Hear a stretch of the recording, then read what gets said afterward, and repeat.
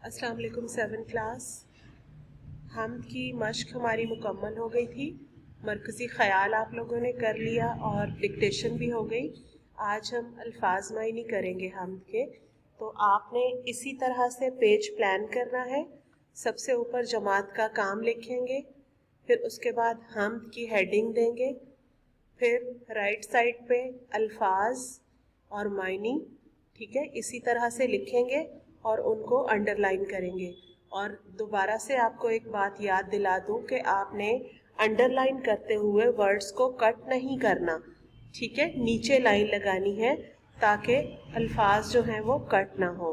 और ये बात भी आपने जहन में रखनी है कि आप नंबरिंग जो करेंगे वो इनसाइड द लाइन करेंगे, ठीक है, ये भी आपको अच्छे से बात याद होनी चाहिए। तो चलिए स्टार्ट करते हैं। इस तरह से पेज प्लान करने के बाद मैं आपके सामने अल्फाज मायनी शो करूंगी जो कि आपने याद भी करने हैं और लूज शीट्स के ऊपर भी लिखने हैं जैसे कि आपको पहले बताया गया है।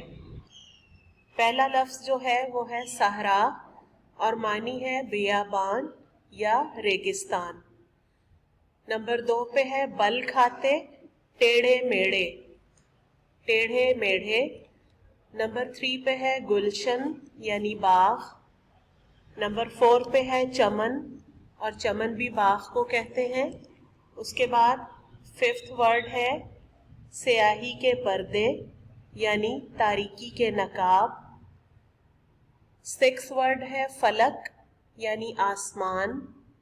लुभाना मायल करना, दिल खुश करना। सुहाना यानी खूबसूरत। पी पपीहा, एक छोटा सा परिंदा जो सुरीली आवाज में पी पी बोलता है। सुरीली आवाज कहते हैं मीठी आवाज, प्यारी आवाज, अच्छी आवाज, ठीक है। हिरास डर या खौफ, ठीक है। तो ये आपके अल्फाज मायनी है, इनको आपने याद करना है और याद करने के बाद आपने इन्हें लूज शीट्स के ऊपर लिखना है जैसे कि आपको पहले भी बताया गया है। और जब कहा जाएगा तो वो काम आप स्कूल में आकर सब लोग चेक करवाएंगे, ठीक है। तो बच्चों आज की आपकी यही डायरी है, लर्न एंड राइट अल्फाज मानी हमद के, ठीक है। Thank you.